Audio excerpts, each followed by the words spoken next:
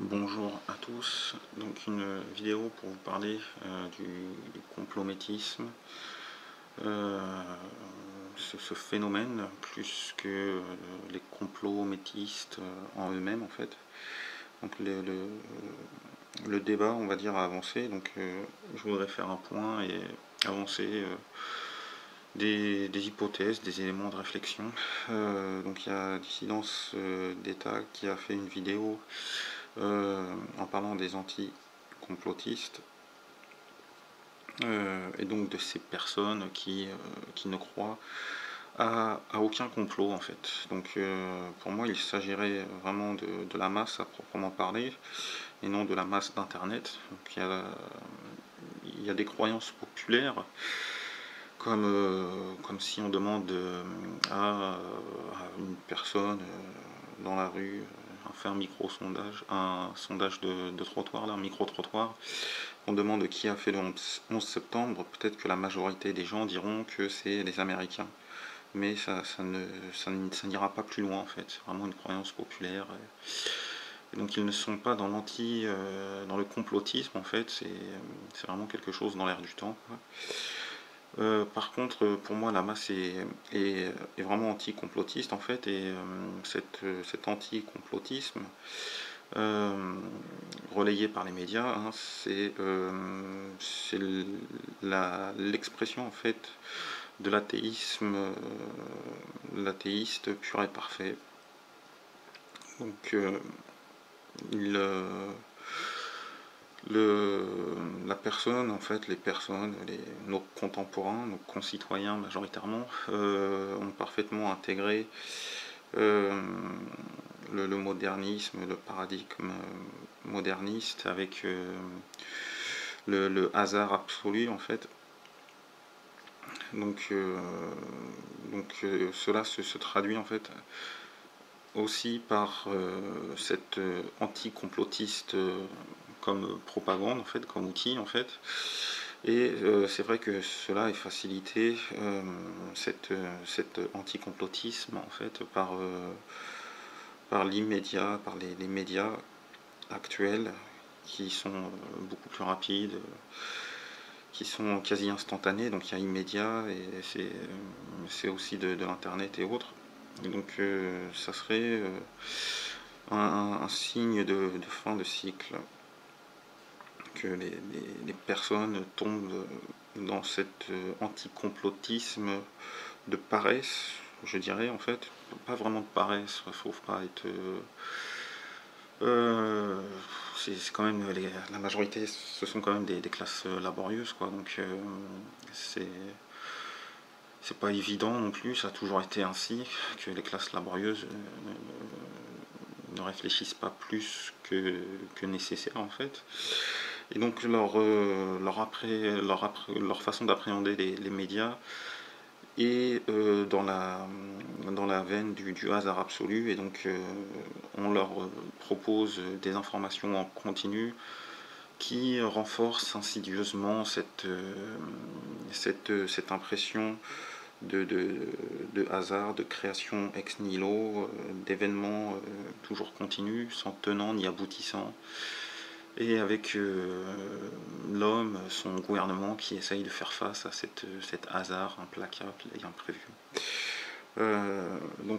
Ça c'est un premier point, c'est aussi une petite pensée, c'était à Jean-Louis 2000, aussi un youtubeur qui parlait en fait de cette fin de cycle, mais qui y voyait plus le complotisme comme un signe de fin de cycle. C'est vrai aussi.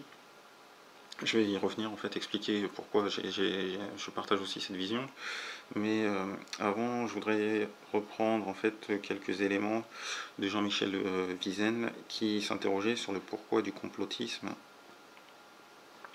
Donc c'était une interrogation. Ouais, c'était pas vraiment une interrogation, quoi, mais bon.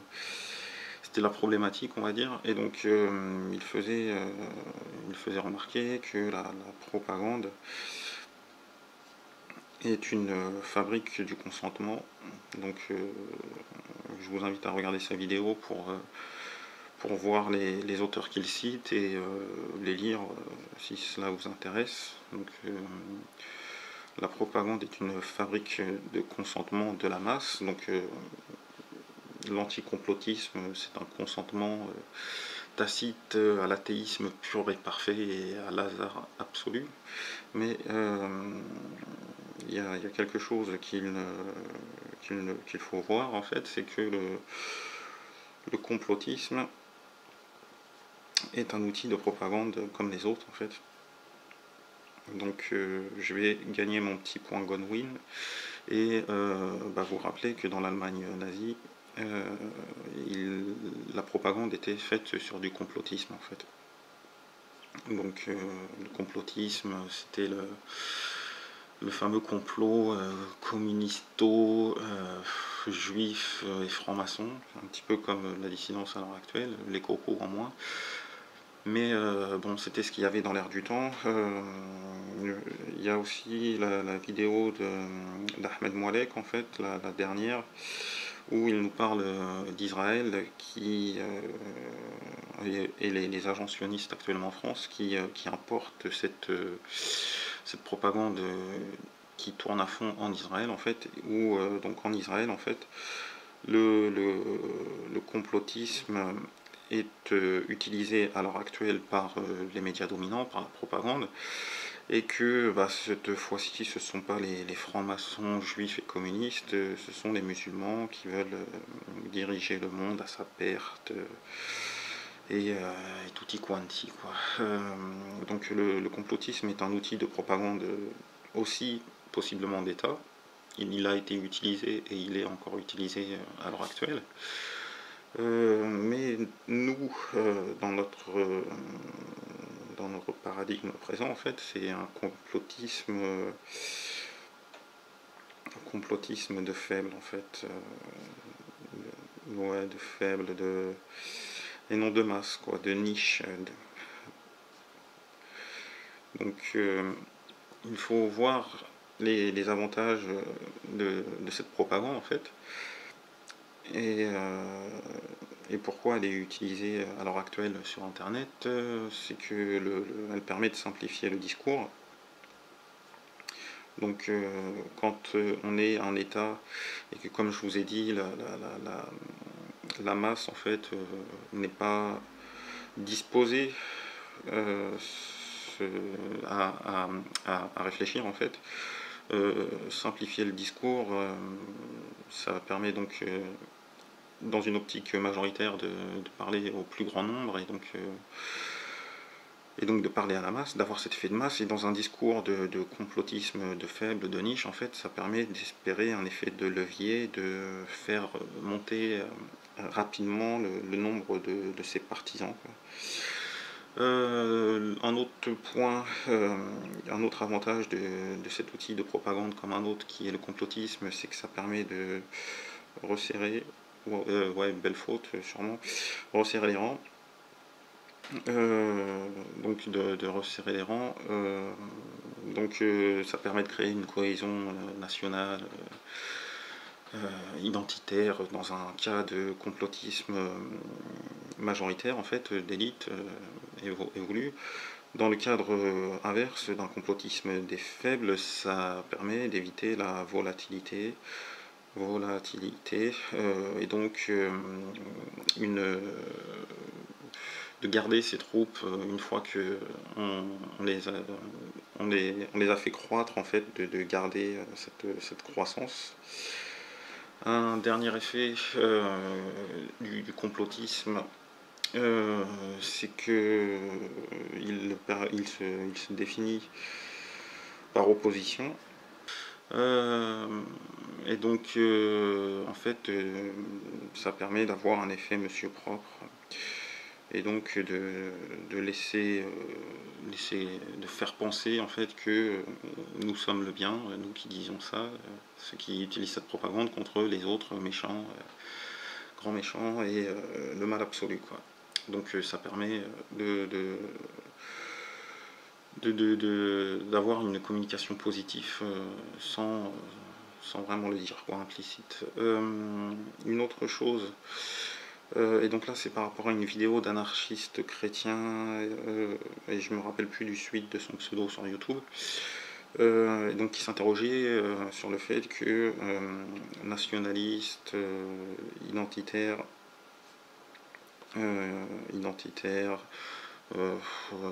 anarchistes, communistes, musulmans, chrétiens, toute cette dissidence, on va dire protéiforme, qui est sur internet, ne réussit pas à se coaguler en fait. C'est sans doute à cause de l'effet monsieur propre en fait, et donc cette définition par opposition, une fois que cette propagande est utilisée par un faible, on va dire, dans un marché de niche, en fait, les passerelles et les interactions avec d'autres personnes ne sont pas possibles. Du coup, on comprend que avec cet effet négatif, que l'État, en fait, la propagande officielle, il y a aussi intérêt à ce discours complotiste dans sa dissidence, dans son opposition systémique, parce que c'est vraiment des oppositions systémiques, à ce que son opposition systémique utilise cet outil de propagande. Car donc il y a le faire et le laisser faire que nous a rappelé Hassan Nasrallah. Donc le faire et le laisser faire. Donc il y a aussi le petit c, pour faire un petit clin d'œil à la vidéo de Jean-Michel Wiesel, il y a aussi ce qu'on peut appeler le faire assez, puis laisser faire. Donc là, ça serait le petit c. Donc l'État, en fait, la propagande de masse a intérêt à donner des biscuits de temps à autre, juste ce qu'il faut, pour que s'enclenche une réflexion complotiste dans son opposition systémique, afin que cet outil complotiste continue à produire ses effets, et donc qu'il empêche ses oppositions systémiques à se coaguler et atteindre une taille critique. Donc voilà, le complotisme d'État est assez complexe en fait. C'est de l'anti-complotisme pour la masse et du complotisme quand même dans la gestion de son opposition systémique. Donc je ne sais pas si vous allez être d'accord avec cette analyse, cette hypothèse, ces réflexions. Donc n'hésitez pas à poursuivre les réflexions, aller plus loin. Peut-être que je me suis arrêté en cours, que vous êtes d'accord, mais que je ne vais pas assez loin. Donc voilà, que le débat continue. Bonne continuation à vous.